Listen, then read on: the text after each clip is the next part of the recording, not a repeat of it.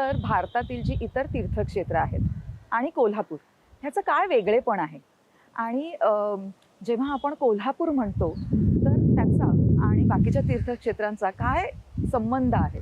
खूप इंटरेस्टिंग प्रश्न विचारला, खूप चांगला प्रश्न विचारला आपण. जेव्हा अप्रगत अवस्थेतून माणूस प्रगत अवस्थेमध्ये यायला लागला, सांस्कृतिक त्याची उत्क्रांती व्हायला लागली, त्यावेळेला सगळ्यात पहिल्यांदा त्यानं पूजा जी सुरू केली ती मातृदेवतेची पूजा केली. जगभरातल्या प्रत्येक संस्कृतीमध्ये मातृ उपासना ही अतिशय प्राचीन काळापासून आढळून येते.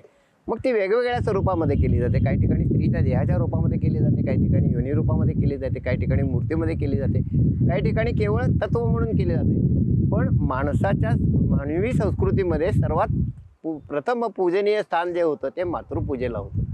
आणि याच्यातूनच आपल्याला लक्षात येतं की संपूर्ण विश्वाची निर्मिती ही कोणत्या तरी ज्या तत्वापासून निर्माण झालं विश्व, त्या तत्वाला त्यांनी मातृरूपात मानलं. ही मातृरूपाची उपासना त्यानंतर माणूस विकसित होत गेला, त्याच्या बुद्धीचा विकास होत गेला आणि मग त्यांनी शक्तीबरोबरच शिवाचीही उपासना सुरू केली. त्यानंतर वेगवेगळ्या वेदांची रचना झाली, वेगवेगळ्या पुराणांची रचना झाली आणि मग अनेक देवदेवता आपल्याला त्याच्यातून प्रगट झालेल्या पाहायला मिळतात. पण सर्वात प्राचीन उपासना जी आपल्याला जगभर पाहायला मिळते ती मातृदेवतेची. आणि करवीर क्षेत्र याचं आणखीन एक प्राचीन नाव आपल्याला करवीर महात्म्यामध्ये पाहायला मिळतं, ते म्हणजे महामातृक क्षेत्र. महामातृक क्षेत्र हे या करवीर नगरीचं नाव एवढ्यासाठी पडलं आहे की या ठिकाणी मातृ उपासनेचा अत्यंत प्राचीन असा इतिहास आहे आणि म्हणून हे त्याचं वेगळेपण आहे. आता इतर स्थानांचा या क्षेत्राशी असलेला पौराणिक संबंध आपल्याला पाहायला पाहिजे. इतर स्थानाशी असलेला संबंध म्हटल्यानंतर अगदी काश्मीरपासून ते कन्याकुमारीपर्यंत आणि गुजरातमधल्या भडोज किंवा पोरबंदरसारख्या ठिकाणापासून ते पश्चिम बंगाल किंवा ब्रह्मदेशापर्यंत हा संपूर्ण भारतवर्षाचा जो भाग होता त्याच्यामध्ये सर्व ठिकाणी शक्तीची उपासना ही वेगवेगळ्या रूपामध्ये वेगवेगळ्या नावानं केली जात होती. आणि त्यातलं प्रमुख केंद्र, मातृ उपासनेचं प्रमुख केंद्र म्हणून ही करवीर नगरी. मग ही उपासना करत असताना करवीर महात्म्यामध्ये सांगितलेलं आहे की काशीहून विश्वेश्वर या ठिकाणी आले.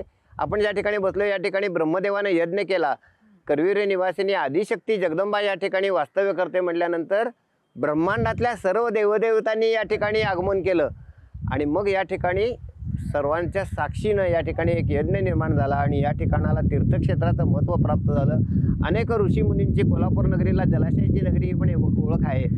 त्या प्रत्येक जलाशयाच्या तीरावर एखादं महादेवाचं लिंग किंवा एखाद्या ऋषीमुनीचं स्थान असं आपल्याला वर्णन केलेलं पाहायला मिळतं. एक श्लोक सांगतो करवीर महात्म्यामधला, करवीरे जलम शंभू पाषाणस्तु जनार्दना सिकता मुनया सर्वे तरवा सर्वत्र देवता. याचा सरळ सरळ अर्थ असा आहे की कोल्हापूरमधल्या पाण्याच्या प्रत्येक थेंबामध्ये शिवाचं वास्तव्य आहे. त्यानंतर इथल्या प्रत्येक पाषाणाच्या तुकड्यामध्ये किंवा प्रत्येक पाषाणखंडामध्ये विष्णूंचं वास्तव्य आहे. सगळे जे वृक्ष आहेत ते सर्व वृक्ष हे देवदेवता आहेत आणि जितके वाळूचे कण आहेत तितके या ठिकाणी ऋषीमुनी आहेत. म्हणजे या ठिकाणी तीर्थस्थान असल्यामुळं संपूर्ण भारतातले सर्व पंथाचे उपासक, जे शिवाला मानणारे, गणपतीला मानणारे, दत्ताला मानणारे, या सगळ्या संप्रदायाला मानणारे उपासक या ठिकाणी जगदंबेच्या आश्रयाला आले. एका मोठ्या कुटुंबामध्ये समजा 7-8 भाऊ असतील आणि त्यांचे उपास्य देवता वेगळे असेल तरी त्यांची मातृदेवता मात्र एकच असते. तसं ही आदिशक्ती जगतजननी जिच्यापासून विश्वाची निर्मिती झाली तिचं हे स्थान आणि त्याच्यामुळं संपूर्ण भारतातल्या सर्व देवदेवता या ठिकाणी वास्तव्याला आले आणि सगळ्या देवदेवता या ठिकाणी एकाच ठिकाणी वास्तव्य करतात. हे या करवीर नगरीचं वेगळेपण. सहप्रायोजक रेलिवेक्स ऑइंटमेंट आणि महेंद्र ज्वेलर्स, राजारामपुरी, कोल्हापूर.